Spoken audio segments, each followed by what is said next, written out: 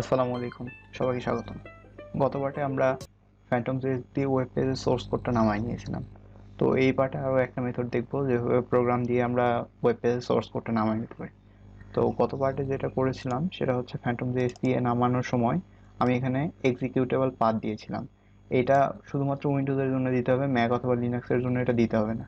Phantom JS যদি আমি ABT gate দিয়ে নামাই নিই তাহলে এই জায়গাটা যদি ফাঁকা রাখে আমি প্রোগ্রামটা রান করি তাও রান হয়ে যাবে। তো এই জিনিসটা মাথায় রাখবো। আর ড্রাইভারটা নেওয়ার পরে আমরা ড্রাইভারটা ক্লোজ করে দিব। তো পরবর্তীতে যখন আমরা প্রজেক্ট করবো তখন এটা ভালোভাবে দেখবো।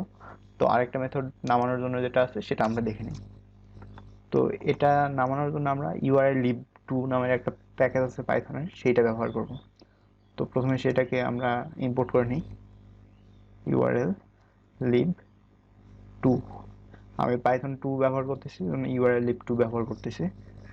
তারপরে দুঃখিত, আমরা ইউআরএল টু ব্যবহার করবো, তো ইউআরএলটা রাখে দিই যেহেতু ইউআরএলটা লাগবে।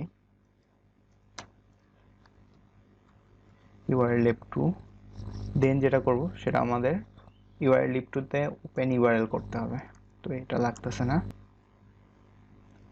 ওপেন ইউআরএল ইকুয়াল ইউআরএল লিব টু ডট ওপেন ইউআরএল, দেন এর মধ্যে আমাদের যে ইউআরএলটা আছে সেটাকে পাস করে দিতে হবে।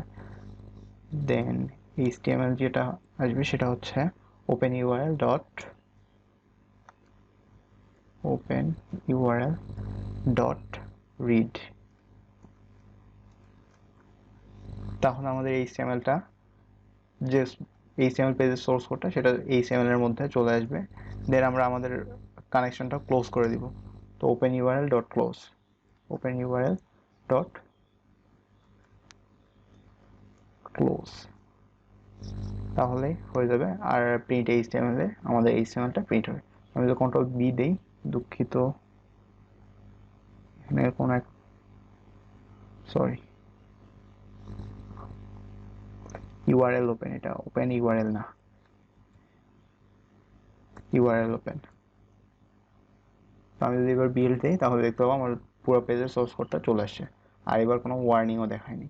তো আমরা যখন নামাবো ওয়েবসাইটের ইউআরএল দিয়ে যখন ওয়েব পেজটাকে নামাবো তখন খেয়াল রাখবো আমরা কোন মেথডটা ইউজ করব। ধন্যবাদ দেখার জন্য। পরবর্তী পার্ট থেকে ইনশাল্লাহ কোডিং শুরু করবো। আল্লাহ হাফিজ।